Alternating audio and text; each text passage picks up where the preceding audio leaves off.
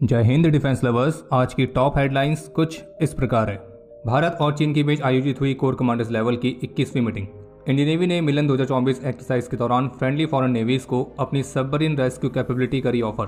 तेजस fighters में futuristic weapons और sensors को इंटीग्रेट करने के लिए एडीए इंडियन एयरफोर्स को ट्रांसफर करेगी नो हाउ। जेन टेक्नोलॉजीज को इंडियन आर्म फोर्सेस के लिए टैक्टिकल सिमुलेटर्स प्रोवाइड करने के लिए रक्षा मंत्रालय से मिला कॉन्ट्रैक्ट। और भारत का advance laser weapon system Durga 2 के ट्रायल्स जल्द होंगे शुरू।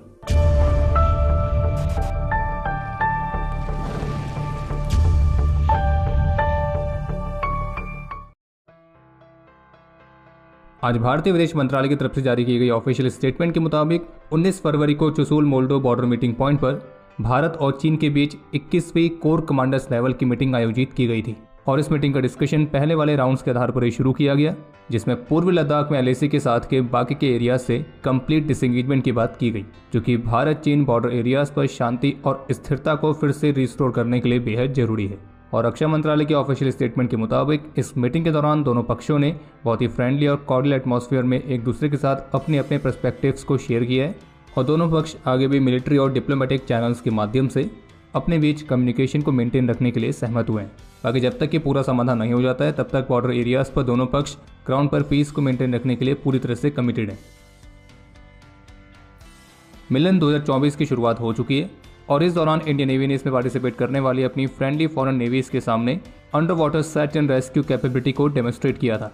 और जो फ्रेंडली फॉरेन नेवीज हैं तो उन्होंने इंडियन नेवी के डीप सबमर्जेंस रेस्क्यू व्हीकल के माध्यम से अत्याधुनिक सबमरीन रेस्क्यू डेमोन्स्ट्रेशन का एक्सपीरियंस लिया। आपको बता दें कि इंडियन नेवी के जो ये डीएसआरवी है यानी कि डीप सबमर्जेंस रेस्क्यू व्हीकल, तो ये 650 मीटर की गहराई तक ऑपरेट करने में सक्षम है। और इंडियन नेवी के सबमरीन रेस्क्यू सिस्टम के लाइव डेमोन्स्ट्रेशन के बाद कई ग्लोबल पार्टनर्स ने इसमें दिलचस्पी दिखाई है। और संकट के समय में जो ये डीएसआरवी सिस्टम है ये कहीं पर भी पहुंचने में सक्षम है। इसकी मदद से किसी भी डिसेबल्ड सबमरीन को लोकेट किया जा सकता है, पानी के नीचे फंसे हुए पर्सनल को रेस्क्यू किया जा सकता है, उन तक इमरजेंसी सप्लाईज पहुंचाई जा सकती है। अगर कोई वेसल मिसिंग है या डूब गई है तो उसके लिए भी रेस्क्यू ऑपरेशन चलाया जा सकता है। इंडियन नेवी के पास 2 एडवांस डीएसआरवीज हैं, जिसमें से एक वेस्ट कोस्ट पर रहती है, दूसरी ईस्ट कोस्ट पर। और वहीं इंडियन नेवी के लिए एचएसएल द्वारा स्वदेशी तौर पर 2 डाइविंग सपोर्ट वेसल्स को भी बनाया जा रहा है, जो जल्द ही इंडियन नेवी की सर्विस का हिस्सा बनेंगी। और अभी वर्तमान समय में भारत उन चुनिंदा देशों में आता है जिनके पास अंडर वाटर रेस्क्यू कैपेबिलिटी है। वहीं इसके अलावा इस मिलन 2024 एक्सरसाइज में पार्टिसिपेट करने के लिए भारत का पहला स्वदेशी एयरक्राफ्ट कैरियर आईएनएस विक्रांत पहली बार विशाखापट्टनम के पोर्ट पर पहुंचा है, और जो कि एक तरह से आईएनएस विक्रांत के इस इवेंचुअल होम पोर्ट पर इसका गृह प्रवेश भी है। रक्षा मंत्रालय की तरफ से जारी की गई ऑफिशियल स्टेटमेंट के मुताबिक एरोनॉटिकल डेवलपमेंट एजेंसी यानी कि एडीए ने इंडियन एयरफोर्स के साथ एक एमओयू साइन किया है। और इस एमओयू के तहत जो एडीए है वो इंडियन एयरफोर्स के तेजस एयरक्राफ्ट के लिए फ्यूचरिस्टिक वेपन्स और सेंसर्स को इंटीग्रेट करेगी। और तेजस में वेपन्स और सेंसर्स के इंटीग्रेशन के लिए इंडियन एयरफोर्स की एसडीआई यानी कि सॉफ्टवेयर डेवलपमेंट इंस्टीट्यूट को नो हाउ ट्रांसफर इनिशिएट कर दिया है, जो कि इंडियन एयरफोर्स को उनके तेजस फाइटर्स की ऑपरेशनल कैपेबिलिटी को बढ़ाने के लिए स्वतंत्र रूप से सेंसर्स और वेपन्स का इंटीग्रेशन और साथ ही साथ इनका उड़ान परीक्षण करने की सुविधा भी देता है। और ये जो एमओयू है ये मुख्य रूप से इस बात को ध्यान में रखकर साइन किया गया है कि अभी वर्तमान समय में जिस तरह का वॉर सिनेरियो है तो ऐसे में हमारे एयरक्राफ्ट के वेपन्स और सेंसर सूट को लगातार अपग्रेड की जरूरत पड़ती रहेगी। तो इसलिए इंडियन एयरफोर्स के तेजस फाइटर्स में ये जो अपग्रेड है समय पर हो सकें तो इसके लिए एमओयू साइन किया गया है। और इन सभी अपग्रेड्स को पूरा करने के लिए एडीए इंडियन एयरफोर्स की एसडीआई को नो हाउ ट्रांसफर कर रही है, ताकि इंडियन एयरफोर्स खुद से भी इन अपग्रेड को पूरा कर सके। और बाकी एडीए ने तेजस एयरक्राफ्ट की 10,000 से अधिक शॉर्टीज और वो भी बिना किसी इंसिडेंट के पूरा करके सफलतापूर्वक इस प्लेटफॉर्म की कैपेबिलिटी को प्रमाणित किया है। और बाकी आगे बढ़ने से पहले अगर आप यहाँ तक वीडियो देख चुके हैं तो कृपया करके वीडियो को लाइक जरूर करें। और साथ ही आपको ये भी सूचित कर दें कि जनवरी महीने की फ्रंटलाइन ई मैगजीन लॉन्च हो चुकी है, और जो इस ई मैगजीन के फर्स्ट 100 बायर्स होंगे उन्हें ई मैगजीन मात्र 11 रुपये में मिलेगी। और हमारी ये जो ई मैगजीन है ये हमारी ऑफिशियल वेबसाइट और हमारी मोबाइल एप्लीकेशन दोनों ही जगह पर उपलब्ध है। और अगर आपके पास डिफेंस स्क्वाड की मोबाइल एप्लीकेशन की प्रीमियम सब्सक्रिप्शन है तो आपको ये फ्रंटलाइन ई मैगजीन अलग से बाय करने की जरूरत नहीं है, ये आपको आपके सब्सक्रिप्शन के साथ लाइफ टाइम फ्री मिलती है। बाकी हमारी वेबसाइट और मोबाइल एप्लीकेशन दोनों का लिंक इस वीडियो के डिस्क्रिप्शन में दिया गया है।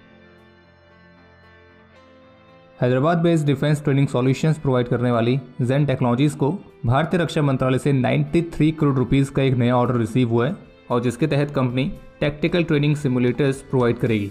बाकी जेन टेक्नोलॉजीज की तरफ से जो प्रेस रिलीज जारी की गई है तो उसमें इस कॉन्ट्रैक्ट के बारे में कोई ज़्यादा डिटेल में बात नहीं की गई है।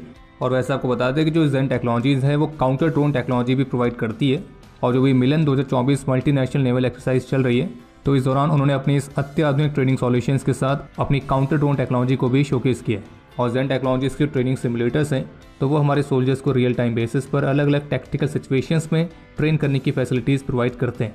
और जेन टेक्नोलॉजीज के पास कई अलग अलग रेंज के ट्रेनिंग सॉल्यूशंस हैं, जैसे कि hand grenade simulator, tactical engagement simulator, indoor tracking system, armoured combat training system, इसी तरह से कई सारे वर्चुअल सिमुलेशंस भी कंपनी प्रोवाइड करती है। लेटेस्ट मीडिया रिपोर्ट्स के मुताबिक डीआरडीओ का स्वदेशी लेजर वेपन सिस्टम, जिसका नाम है दुर्गा 2, तो इसके जल्द ही ट्रायल्स शुरू किए जा सकते हैं। हालांकि डीआरडीओ ने ऑफिशियली अपने इस दुर्गा 2 वेपन सिस्टम की कैपेबिलिटीज को लेकर सीक्रेसी मेंटेन करके रखी हुई है, और डीआरडीओ की तरफ से ऑफिशियली इस बात का खुलासा नहीं किया गया है कि ये दुर्गा 2 सिस्टम का भी करंट स्टेटस क्या चल रहा है, इसके ट्रायल्स कब शुरू किए जाएंगे। लेकिन कुछ मीडिया रिपोर्ट्स के दावे हैं कि दुर्गा 2 को जल्द ही टेस्ट किया जा सकता है, जो कि कई अलग अलग तरह के एरियल थ्रेट्स जैसे कि ड्रोन्स, बैलिस्टिक मिसाइल, तो इन सभी को न्यूट्रलाइज करने में सक्षम होगा। और ये दुर्गा 2 सिस्टम लैंड, एयर, सी, इन तीनों ही तरह के प्लेटफॉर्म्स पर इंटीग्रेट किए जाने की भी योजना है। और भारत के इस लेजर वेपन सिस्टम की जो मारक क्षमता है वो 100 किलोमीटर प्लस होने वाली है। और इस प्रोजेक्ट के लिए भारत सरकार की तरफ से $100 मिलियन का बजट भी दिया गया है। वैसे अगर टाइमलाइन के हिसाब से देखा जाए तो भारत अपनी इस परियोजना से 1 साल पीछे चल रहा है। और वहीं अगर इसे कंपेयर करें भारत के नंबर 1 थ्रेट चीन से, तो लेजर वेपन सिस्टम्स को डेवलप करने के मामले में चीन ने एक अच्छी खासी बढ़ोतरी करके रखी हुई है। बाकी भारत का जो दुर्गा 2 सिस्टम है, इसमें दुर्गा की फुल फॉर्म है डायरेक्शनली अनरिस्ट्रिक्टेड रे गन एरे।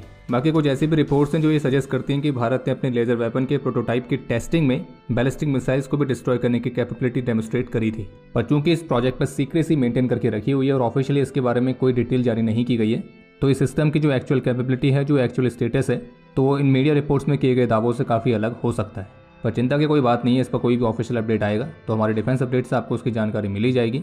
और क्विक अपडेट्स के लिए हमारे ऑफिशियल टेलीग्राम चैनल से जुड़े रहें, जिसका लिंक वीडियो के डिस्क्रिप्शन में दिया गया है। बाकी अब समय है आज के इतिहास का। आज के दिन 2023 में लद्दाख में देश के प्रति अपना कर्तव्य निभाते हुए नायब सूबेदार देव करण ने अपना सर्वोच्च बलिदान दिया था।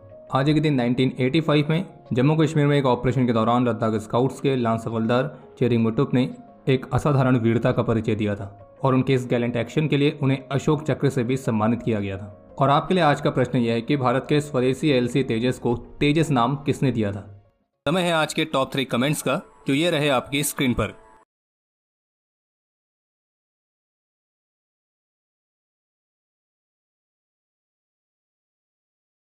तो हमारे आज के इस एपिसोड के लिए इतना ही। उम्मीद है आपको एपिसोड पसंद आया होगा। पसंद आया तो वीडियो को लाइक जरूर करें। कोई भी सुझाव या सवाल हो तो उसके लिए कमेंट सेक्शन ओपन है।